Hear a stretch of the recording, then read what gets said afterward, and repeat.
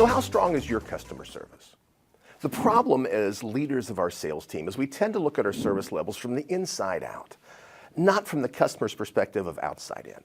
There's a really cool exercise you can do with your team, whether it's your service team, your sales team, or your combined organization, is get your team together and then on a whiteboard or flip chart, have them brainstorm and list all the great things you do, the added value things, the impressive things you do for your customer.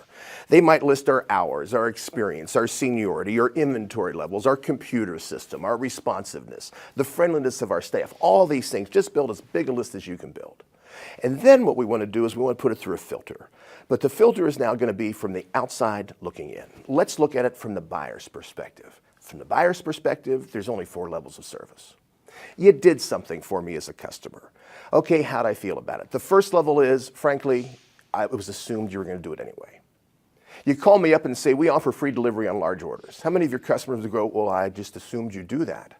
How impressive will a customer be if your people are just banging the drum as loud as they can about how great our free service is, if that's a minimum expectation they have of any vendor they deal with? First level doesn't get you anything. It's because the customers assumed you're going to do it anyway. The second level above that is it wasn't assumed, but it sure was expected. You offer, how many times do you tell our customers, we guarantee everything we deliver? Well, how many of your customers expect that from any vendor they would deal with, especially if you want a long-term relationship? Now, the third level is when things get positive. The third level is you impress the customer. You did something extra, did something out of the way.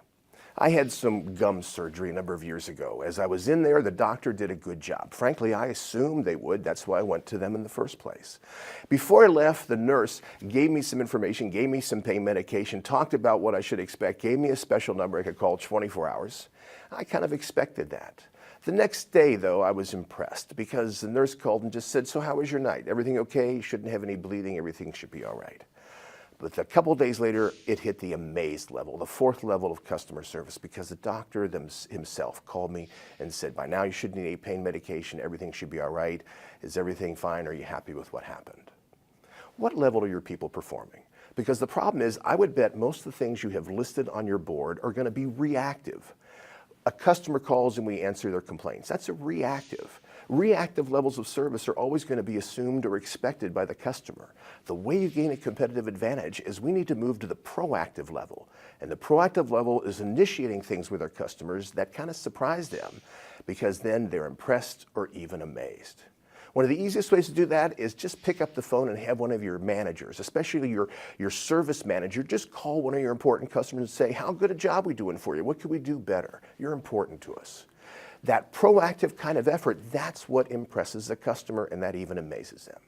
Now I need to warn you, this is a constantly moving target because what's amazing today to a customer is going to be impressive next month, is going to be expected next year, and it's going to be assumed from that point on. It's a constantly changing battle.